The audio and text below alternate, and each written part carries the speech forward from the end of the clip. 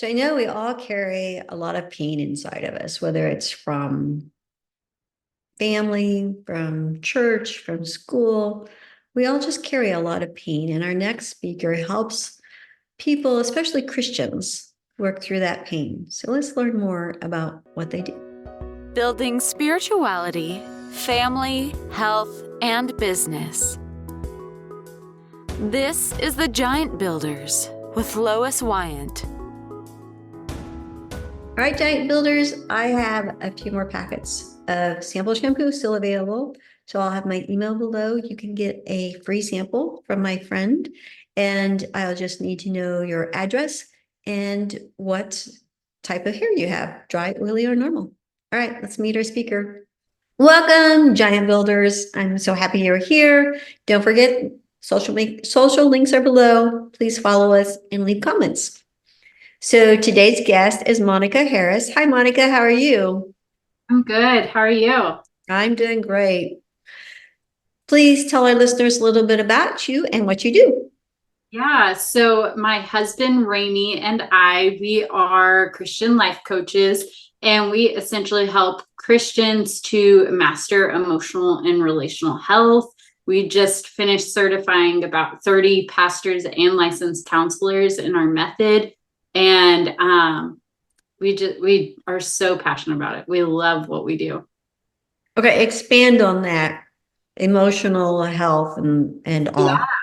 Yeah, so we teach Christians how to really heal relationship with themselves, which in turn heals their view or their projective view of God, and also their relationship with others too. We teach them skills that honestly our parents all should have taught us, but most of us, well, I mean, we come from broken families, and Lord's in the work of redemption. And so just teaching Christians how to hone in and unravel cycles, get needs, like core heart needs met, so that they can get free from either sin habits or bad habits they want to stop, or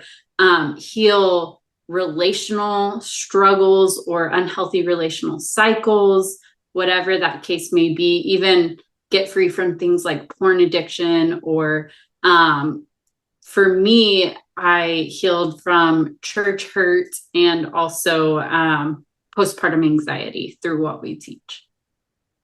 Yeah, it's hard to teach something that you don't know. Yeah. Which our parents, I am constantly wondering, what do I not know that I did not teach my children? So is there something that I don't want to say a common, but something that comes up maybe often that you help people through the process of?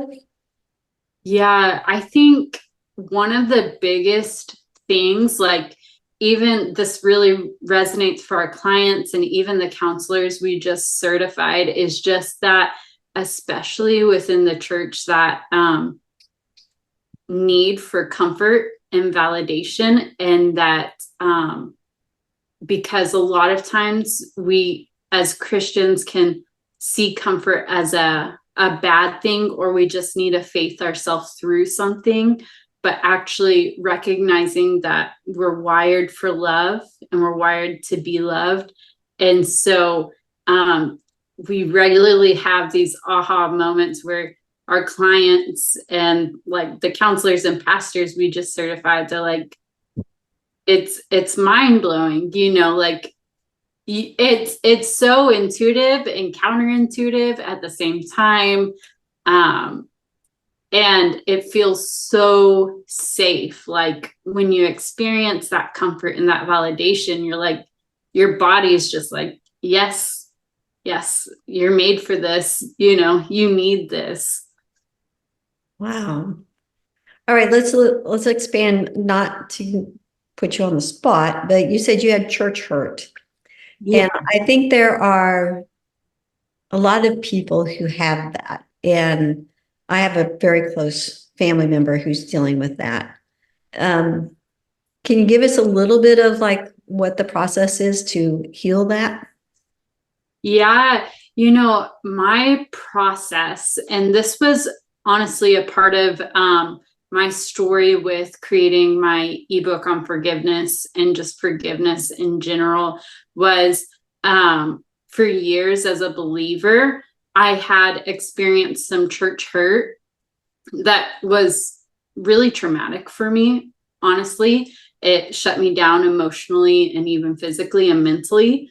And I thought I was doing all of the Christian things, like when it came to forgiveness or like surrendering things to Jesus, or, like laying them at the cross and all of these things. But what I came to realize, and my husband and my mother-in-law and coaches and counselors helped me to realize too, was that I had been dismissing the pain that actually happened and invalidating it. And so it left me in this place. My mother-in-law, she was like, that's such a crazy making place, And it really is, because it's like God has wired our bodies so intelligently, that like when we feel pain, or we have hurt or depression or anxiety, or even on a physical level, like it's such a gift because it's communicating something to us. And I thought it was a problem, or that it meant something was wrong with me, or that my faith wasn't enough. But the reality was that the pain was real, and that I needed to experience comfort and love in that place. And once I acknowledged that the pain, the offense was real, and just stopped trying to like just kind of like jump to releasing it or dismissing it in a sense, it catapulted me to be able to actually like forgive, release that church hurt, release the pain that had occurred. And because suddenly I felt safe, suddenly I felt seen and heard. And like I realized too with the gospel that was what God did himself. That's like what Jesus did. Like he our go-to answer is like, oh, you just need to forgive them and move on. Especially within the body, like, we want to serve and love each other and have no offense. And we jump, that's what I talk about in my forgiveness book. Like we like to jump to like down the road forgiveness, when the first step and what Jesus did himself is acknowledging that there's pain and there's a problem. And that's what the cross is ultimately, because the cross communicates to us that there needed to be a consequence. There was an offense that happened. There was, sin, brokenness, pain. And Jesus, by going on the cross, acknowledged that. And that was what opened the way to forgiveness for us. Does that make sense? Yeah, it does. So, all right. So tell me what the difference is between like a counselor and like an inner healing ministry. Yeah. So counselors, of course, get their degree in counseling, church counseling, whatever that may be. With inner healing, I have not gone to get my degree in counseling, but I have gone through my own journey, and I've spent tens, if not 20, multiple 5 figures in my own journey and hiring coaches and counselors, because I I tried to do it on my own for a long time, and I realized, okay, I need some help here. But what we do that's different than what counselors do is that counselors will show up with you and provide that safe environment. But we love being able to teach our clients the skills for themselves. Like we, healing comes in relationship, but it can come in relationship with God, with ourselves, and with each other. And so, while a counselor can be so beneficial and so helpful, like a lot of times we've seen, and I saw in my own walk, and we've seen with the counselors we just worked with, like there's these other 7 days of the week, outside of that call where they're almost like feeling dependent on the counselor, and so it's our passion to, like, we take our clients through a course and through training of, hey, these are the skills that like feel so safe that a counselor is doing with you that you can actually do with yourself. You're partnering with the heart of God, you're healing relationship with yourself, and they leave you feeling like a powerful person. So we really teach our clients and provide a safe space where counselors are more that empathetic witness, just like to be present. Okay. So in your podcast form, you wrote in unnoticed pain. Can you expand on that? Yeah. So a lot of times, like I'll use this is the first thought that comes to my mind. Like, we growing up in a family, you have a family culture, and even like my husband, we both had completely different family cultures. They were missionaries. I grew up with a single mom, and so very different mindsets. And both of us had to come to this place where we realized, like, we had these cycles or these things in our life that were happening because there was pain, and that pain we didn't notice. Like when I gave my life to the Lord, for instance, I remember the freedom that I experienced, and it was like this just wave of like rejection had like just been washed off of me. But it, like, in that moment I realized, like, oh, that had subtly been like this thought or feeling or cycle of rejection had just been there subconsciously, like all of my life. And I never noticed it, but it drove so many actions, so many decisions, and beliefs about myself and about God and about the world. So once you identify those things, it can like bring so much liberty, and also freedom from like sin habits, like porn addiction. That was a part of my husband's story of like getting free from porn addiction and noticing like things that like he had noticed. He came to this place of realizing that like he had unnoticed pain around certain theological beliefs he had developed.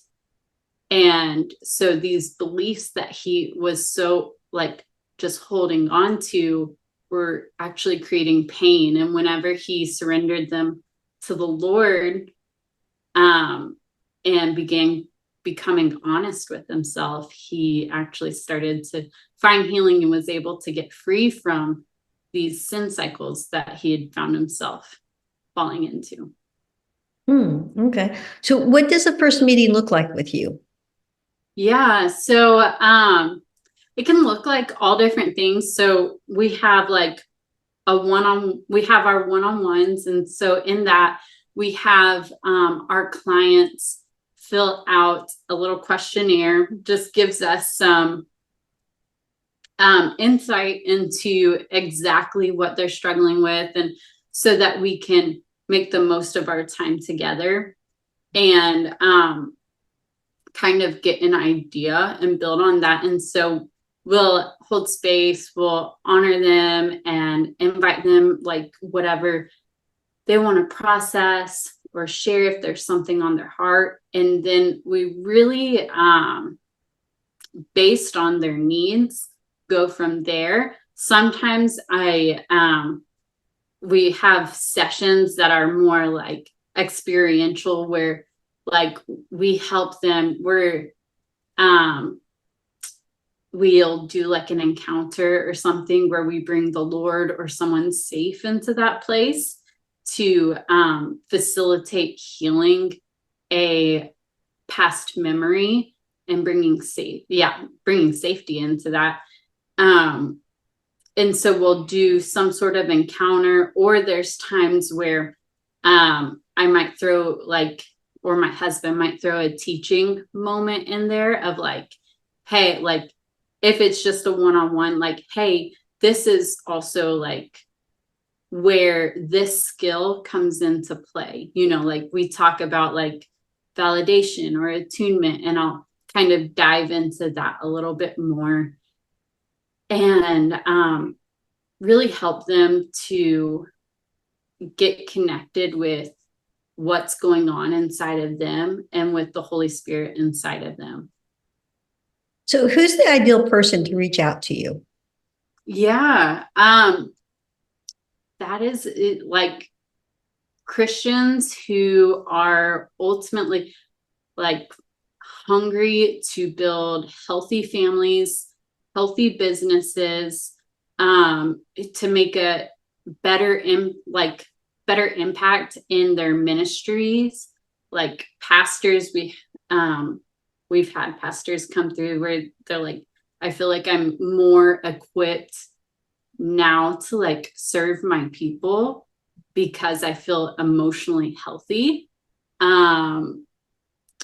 So like if they want to spice up their marriage or grow in like parenting and building healthy boundaries, if they want to end like an addiction, we have seen this, unfortunately, that like I can't remember, it's a crazy high percentage of men even inside the church struggling with sexual addiction.